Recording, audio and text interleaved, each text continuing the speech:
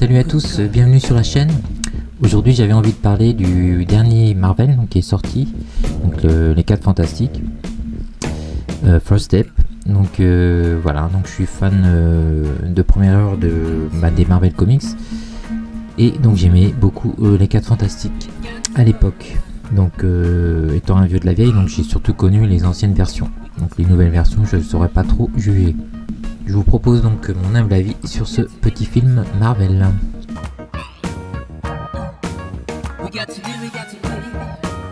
Alors donc en 1961, les 4 Fantastiques effectuent leur premier sauvetage. Il ne s'est pas seulement agi de sauver New York d'une créature venue des profondeurs terrestres, mais aussi et surtout de sauver Stan Lee, le scénariste gagné par l'ennui et en perte de créativité. Fini les monstres, le paranormal et autres love story ou western, ce fut le lancement de l'ère des super-héros Marvel. Un quatuor d'êtres humains touchés par la grâce des rayons cosmiques et devenant des surhommes doués de divers pouvoirs. Hélas, pour l'un d'eux, la bénédiction s'est transformée en malédiction puisque Ben Grimm a lui tout perdu en devenant une créature de pierre à la force démesurée. Le groupe a aussi la particularité d'être une petite famille. Une forte amitié lie Reed Richards, le scientifique, à Ben Grimm, le pilote hors pair de fusée. Susan Storm est la compagne de Reed et la sœur de Johnny, autre pilote. Ils sont donc loin d'être des demi-dieux du DC Universe. C'est la particularité de ce comics qui joue sur les relations entre ses amis, mais aussi grâce au grand Jack Kirby à de grandes épopées galactiques. Son imagination fertile et indomptée offrira des personnages aussi marquants que Galactus, le dévoreur de planètes, le surfeur d'argent, son héros, Fatalis, qui a pu inspirer un certain Vador. Kirby ayant quitté la firme Marvel, Stan Lee, le co-créateur, a fait appel à d'autres dessinateurs de talent. Le fantastique John Buscema, puis d'autres auteurs prendront le relais avec créativité. On peut citer l'excellent John Byrne, qui respecte la vision d'un Kirby en apportant à son tour des fresques cosmiques à la hauteur du quatuor. Qu'en est-il du cinéma ? On a connu les adaptations à la télévision, en dessin plus ou moins animé dans les années 60. Elles contribuèrent à l'aura de leurs personnages et marquèrent toute une génération de gamins. Une première tentative fut réalisée par Roger Corman en 1994. Et là, je fais une petite parenthèse car j'ai découvert ce film pas plus tard qu'hier soir. Et il s'avère être une excellente surprise. Donc il a beaucoup de charme, donc marqué par les années 90 voire 80. La créature, donc la chose est vraiment très réussie, en animatronique, en costume porté animatronique est vraiment impressionnante de réalisme. Et même les effets d'élongation du personnage Reed Richards donc sont plutôt réussis. Beaucoup de respect pour la bande dessinée originale.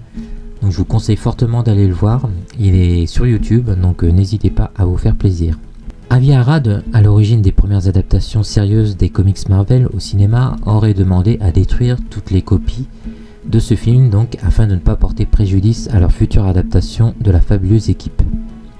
On a vu le résultat, certes sympathique, mais manquant de démesure des 2 films de Team Story.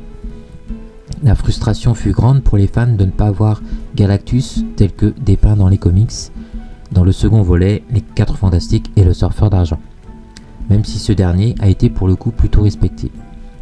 Vint ensuite la version controversée de Josh Trank en 2015, pas très fidèle au produit d'origine puisque Johnny Storm devient un demi-frère afro-américain de Sue Storm et Reed Richards s'avère bien plus jeune que dans le comics. Le réalisateur connut maint désaccord avec les studios et le montage final ne reflète pas sa vision. Une expérience traumatisante évoquant celle d'un Fincher sur Alien 3 dont il ne se remettra jamais vraiment. Voici donc aujourd'hui la première adaptation estampillée Marvel officiellement après des années d'atermoiement financier de droits avec la Fox. L'attente auprès des fans était énorme. C'est après le désistement de John Watts, le réalisateur des derniers Spider-Man, avec Tom Holland, qu'entre en scène Matt Shakman, émérite réalisateur de séries télévisuelles. On lui doit des épisodes de Game of Thrones, Mad Men, Doctor House, entre autres, ainsi que la série réussie formellement WandaVision. Rappelons-nous que cette série jouait déjà sur la temporalité avec ses épisodes à la manière de Ma sorcière bien aimée donc pour les années 60, jusqu'aux années 2000, le tout de façon convaincante. Les auteurs à nouveau ont décidé de reprendre un visuel années 60 d'un univers alternatif où ce ne serait pas Armstrong, Aldrin et Collins qui auraient posé le pied sur la Lune, mais Reed Richards, Susan Storm, Johnny Storm et Ben Grimm. Tout le visuel est à l'avenant, des émissions télé retraçant l'épopée du Quatuor jusqu'aux costumes. Comme l'explique Shackman, le New York de ces années 60 alternatives est un croisement de Kubrick version 2001 et du grand Jack Kirby. Nous pouvons y ajouter l'utopie disneyenne de Tomorrowland à la même époque. L'ambiance était à la science joyeuse et triomphante. Kennedy voulait conquérir l'espace. Kirby se passionnait pour cette science dont le meilleur exemple est sa coproduction avec Wallace Wood, Skymaster from the Space Force. Dans le film de Shackman, Richard a contribué à travers ses inventions à façonner ce New York rétro-futuriste. Le film commence sans fioriture, nos héros ont déjà leur pouvoir, sont adulés, et on voit se succéder leurs différentes confrontations face aux menaces issues des comic books. Ce qui a touché votre serviteur, notamment en voyant la créature des profondeurs envoyée par l'homme taupe dans le premier comics. On fait rapidement allusion à des ennemis iconiques du Quatuor, le fantôme rouge et ses super singes, le penseur, ainsi qu'un certain clin d'œil à un certain Docteur Fatalis. La relation entre les 4 personnages répond à nos attentes de fans. La dynamique familiale est bien là. Johnny Storm est étonnamment approfondi. Malgré son succès, il se cherche, il est vulnérable et montre des capacités intellectuelles qu'on ne le connaissait pas. Richard lui-même est loin d'être sûr de lui, tant au niveau scientifique qu'émotionnel, ce qui ajoute de la complexité bienvenue. Le plus effacé est Ben Grimm. Très fidèle à sa version comics, il s'avère timide face aux femmes qui pourraient l'attirer. Se sachant physiquement différent, il redoute le rejet. Cependant, petite différence notable avec la BD originale, ce Ben Grimm semble avoir pardonné à Richard ce malencontreux effet secondaire de leur exposition aux rayons cosmiques. Susan Storm, elle, prend plus d'ampleur. Son personnage très ancré dans les années 60 était, il est vrai, très caricatural. Au fil des années, libération de la femme oblige, son rôle a pris plus d'importance, notamment à l'époque de John Byrne où elle faisait preuve de leadership. C'est sur cette vision que se fonde la version de Shackman. Sue prend des initiatives et fait montre d'une grande puissance à travers ses pouvoirs. Un peu trop pour certaines séquences. Nous y reviendrons. Passons au traitement du surfeur d'argent, de la surfeuse d'argent. Celle-ci, interprétée par Julia Garner, que l'on a pu voir dans l'intéressant Wolfman de Lee Whannell, chroniqué sur la chaîne, conserve la même noblesse que son pendant masculin, la même fidélité à son maître et, on le verra à la fin, le même conflit intérieur. Elle s'avère redoutable, mais son revirement soudain à la fin du métrage peut surprendre par sa rapidité, une conséquence de la durée imposée du film. C'est possible. On retrouvera ce même problème avec le grand méchant, tant attendu, du film. Après un teasing bien décevant dans Le Surfeur d'Argent de Tim Story, en 2007, on découvre donc la version Marvel, à savoir un personnage à la fois numérique et réel, donc je parle de Galactus, filmé pour l'acteur à l'échelle d'une maquette pour lui donner de l'ampleur. Un costume a été réalisé que l'acteur portait pour certaines scènes. Ralph Ineson apporte son timbre grave et presque guttural après avoir joué dans des films comme The Witch, Nosferatu de Robert Eggers, dans L'Exorciste du Vatican, La Malédiction, l'Origine, chroniqué sur cette chaîne, parmi tant d'autres, en attendant le Frankenstein de Del Toro. On a pour le coup affaire à un vrai méchant, un peu trop émotif par rapport au dieu kirbyen. Le grandiose est là, le cosmique aussi, à travers le voyage des astronautes pour rencontrer Galactus.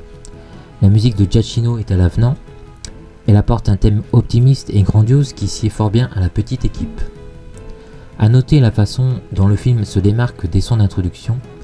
On n'a pas le logo Marvel habituel, mais quelque chose de plus sobre, plus stylisé, là encore en adéquation avec le visuel du film. Le bémol de ce métrage réside dans l'affrontement final avec le géant cosmique. Face à lui, Sue, seul, parvient à repousser Galactus dans le téléporteur, au prix de sa vie certes. On a vu que certaines femmes ont sauvé leur enfant en soulevant des voitures, donc on peut effectivement accepter que son pouvoir se soit décuplé afin de protéger sa progéniture. Mais le fan sait que Galactus peut moduler la structure de chaque être à distance d'une simple pensée. Mais passons. Paradoxalement, les pouvoirs de Mr. Fantastic ont été revus à la baisse, pour plus de crédibilité.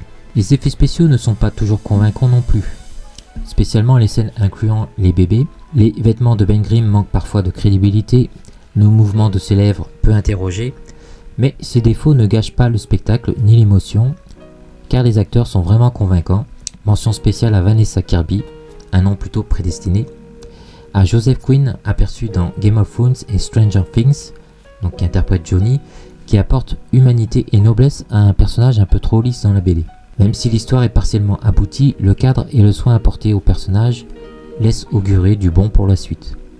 Ce film, comme Kevin Feige l'a proposé à Matt Shakman, a la particularité de pouvoir se visionner en totale indépendance de l'univers Marvel préétabli.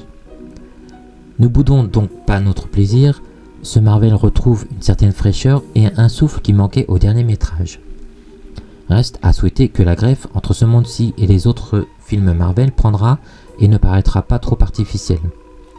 Je vous souhaite donc un bon visionnage et je vous dis à bientôt sur la chaîne si vous le souhaitez. Salut!